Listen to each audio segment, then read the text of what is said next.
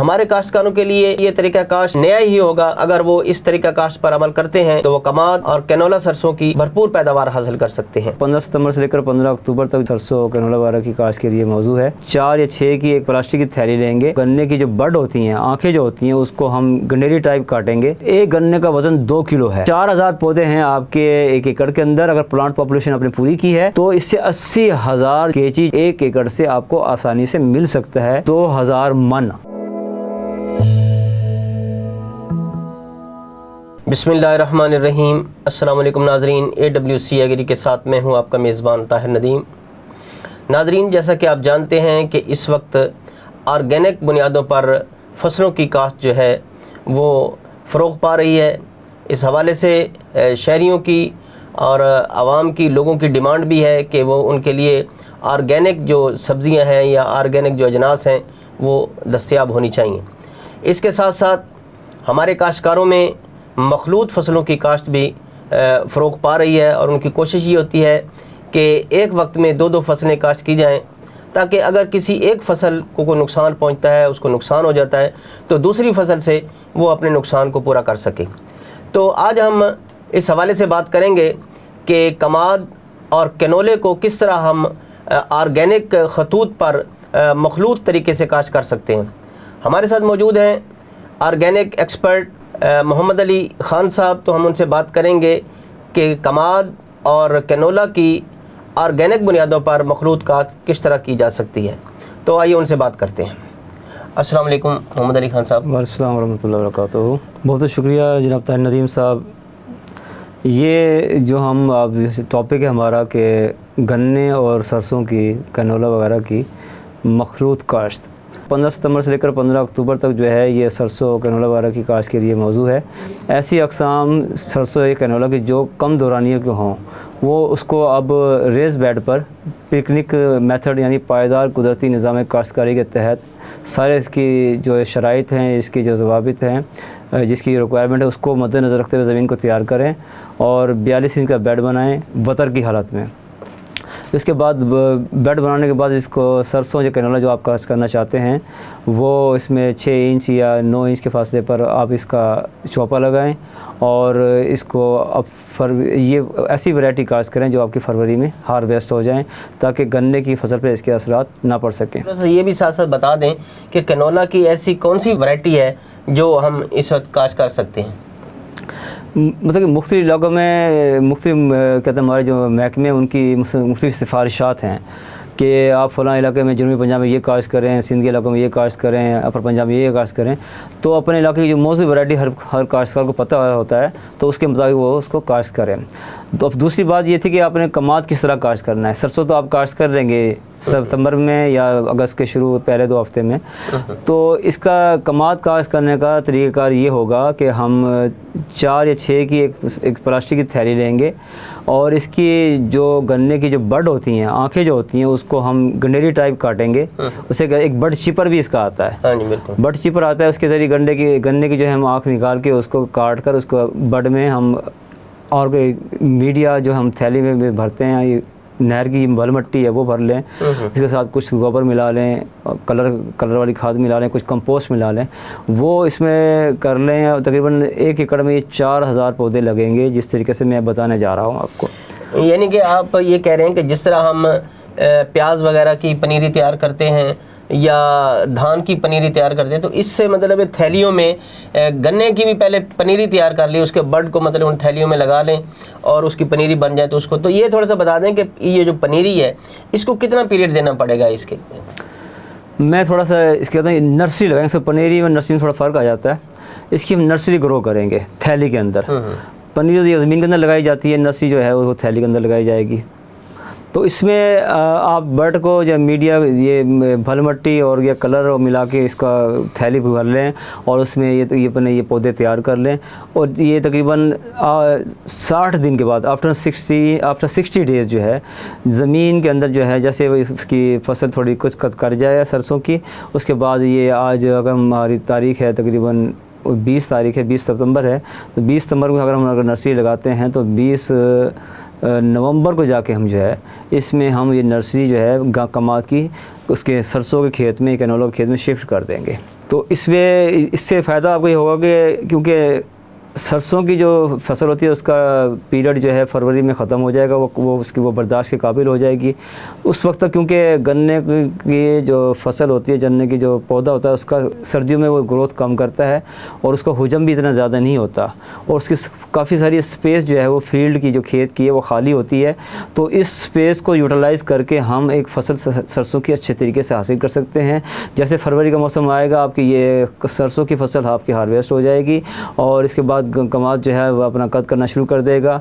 कमाद के लिए भी एक मैं थोड़ी सी एहतियात बताता चलूँ कि जब इसकी आप नर्सरी को कमाद की नर्सरी को जब फील्ड में शिफ्ट कर देंगे उसके बाद इसकी जो मदर स्टेम होती है उसको ऊपर से इसकी प्रोनिंग करेंगे, ताकि वो जब वो मदर स्टेम इसकी जो प्रोनिंग हम करेंगे उसकी प्रोनिंग करने के बाद जिसपे फिर मल्टी स्टेम निकलेंगी, यानी कि एक एक स्टेम से आपके तकरीबन 10 या 12-15 के करीब जो है इसके टिलर्स निकलेंगे जो आपकी प्रोडक्शन को बढ़ाने में बेहद मावन साबित होंगे।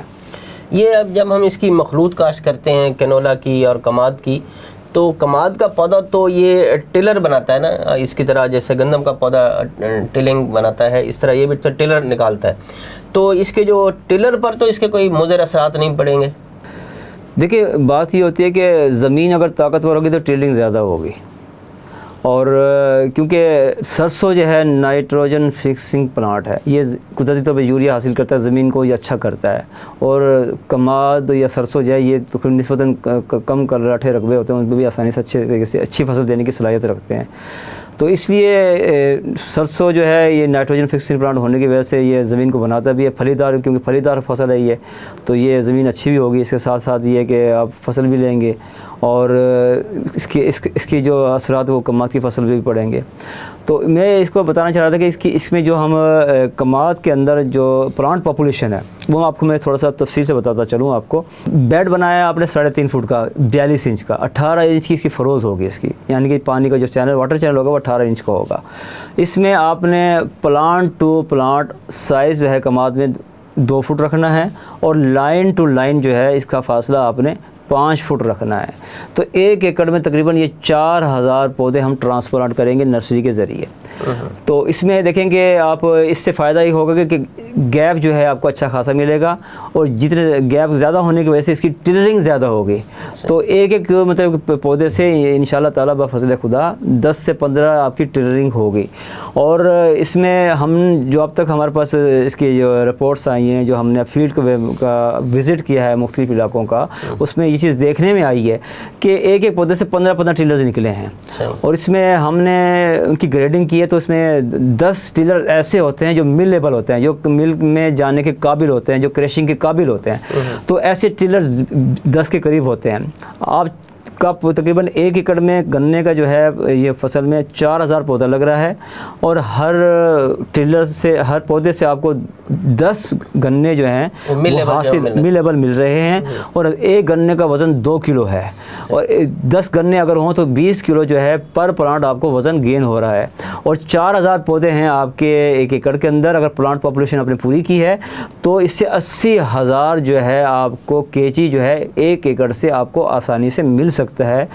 और जब 80,000 का मतलब है 2000 मन जो है, अगर आपको बगैर खाद के, बगैर पेस्टिसाइड के अगर आपको ये गन्ने की फसल से आपकी इतनी प्रोडक्शन हो जाती है तो आप मेरे ख्याल से बहुत कंफर्टेबल होंगे। जिस तरीके काश्तकारी से मुतालिक मैं आपको बता रहा हूँ कि ये पिकनिक का तरीका है जो इसके ज़रिए आप इस तरह इसको प्रोडक्शन को हासिल कर सकते हैं।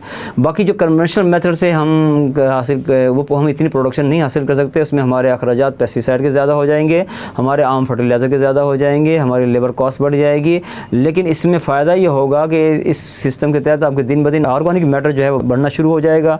ज़मीन के अंदर जो है इसकी ताकत मिलने की वजह से, माइक्रोब एक्टिविटी प्रोपोगेट होने की वजह से, लिविंग ऑर्गेनिज्म की प्रोपोगेशन होने की वजह से, बायोटा डेवलप होने की वजह से कुदरती तौर पर जो मिनरल ज़मीन के अंदर पड़े हैं वो सस्टेनेबल फार्म से अवेलेबल फार्म में कन्वर्ट होना शुरू हो जाएंगे और इंशाल्लाह ताला आपकी फसल बगैर पेस्टिसाइड के, बगैर उसकी फर्टिलाइज़र तैयार हो जाएगी। ये हमारे जो नाज़रीन हैं इनको बताएँ कि वो किस तरह ये जो पिकनिक पिकनिक का जो तरीका काश्तकारी है वो थोड़ा सा बता दें, ताकि वो उसके मुताबिक अपनी पिकनिक का जो तरीका काश्तकारी है वो एक है, सबसे पहले इसका हार्ड पैन ब्रेक करें, गैर हल चलाएँ और इसका ज़ीरो लेज़र लेवल कराएँ इसको।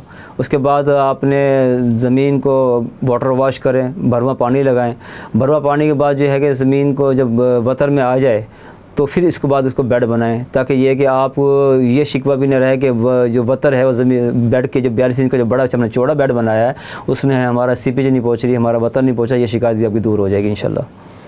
तो ये बताएं कि अब ये जो कमाद की फ़सल है ये तो सारे साल की फ़सल है, तो लेकिन जो कनोला की फ़सल है वो 3 माह की है। तो जब हम इसको हम बार बार भी इनकी मखलूत काश्त कर सकते हैं, या सिर्फ एक दफ़ा ही हम मखलूत काश्त करेंगे और फिर उसके बाद जो है कमाद के लिए वो जगह मुख्तस हो जाएगी? ये बहुत अच्छा सवाल है ताहिर साहब आपका, कि जो काश्त हम नवंबर में करेंगे कमाद की, नवंबर में, अक्टूबर में या नवंबर में हम इसकी क्रशिंग करेंगे अगले साल जाके इसकी कमाद की। फिर जैसे हमारे पास ज़मीन हम कमाद की हार्वेस्टिंग कर लें, उसके बाद हम सरसों की बिजाई दोबारा कर लें और वो फिर दोबारा से फरवरी तक लेकर जाएंगे। फरवरी में ऐसी वैरायटी लगानी जो फरवरी तक कम दौरानी की जो सरसों या कनोला हो, वो हम उस फरवरी तक हार्वेस्ट कर लें। उसके बाद ये तकरीबन, लेकिन एक चीज़ आपको बताता चलूँ, बहुत अच्छी खुशाइंद बात है इसमें, कि ये इस तरीके काश्तकारी से जो हम कमाद काश्त करेंगे वो आपका 7-8 साल चलेगा। यानी कि अब जबकि दूसरे जो हम आम तरीके काश्तकारी है उसमें कमाद की फसल 2 या 3 साल से ऊपर नहीं जाती, वो आपको दोबारा बिजाई उसकी करनी पड़ती है, दोबारा अखराजात बर्दाश्त करने पड़ते हैं। लेकिन इस तरीके काश्तकारी से आपकी फसल 7-8 साल बाद चलेगी इंशाल्लाह ताला। और इसमें सबसे बड़ा जो कहते हैं कि एक पॉजिटिव पहलू है इसकी शेल्फ लाइफ ज़्यादा होगी। इसमें कहते हैं मिठास जो है ना, जो ब्रिक्स लेवल जो है इसका, जो शुगर कंटेंट जो है आम तरीके से काश्त किया जाता है उसका शुगर कंटेंट 9% होता है, लेकिन इस तरीके काश्तकारी से आपका शुगर कंटेंट जो है गन्ने के अंदर जो मिठास है वो इंशाल्लाह 13%, इससे ज़्यादा हो सकती है। बल्कि हमारे पिछले दिनों में सिंध की विजिट पे गया हुआ था, अनूर शुगर मिल जो है ये मोरो में जो है, उन फार्मर को वो मोटिवेट कर रही है और उनके पास जो फार्मर ग्रोर कर रहे हैं तो वो उनका शुगर कंटेंट 20% तक आया है उनका। तो ये बहुत बड़ी कहते हैं कि खुशाइंद बात है कि इसमें फिर 70% माइनस इनके अखराजात माइनस हुए हैं उनके। तो ये कहते हैं कम पैसों में इन्होंने बेहतर तौर पर इसकी प्रोडक्शन ली है और वो मतलब फार्मर जो ग्रो हैं अच्छी तरह से कंफर्टेबल है और प्रॉस्पेरिटी वहाँ इस इलाके में फैल रही है।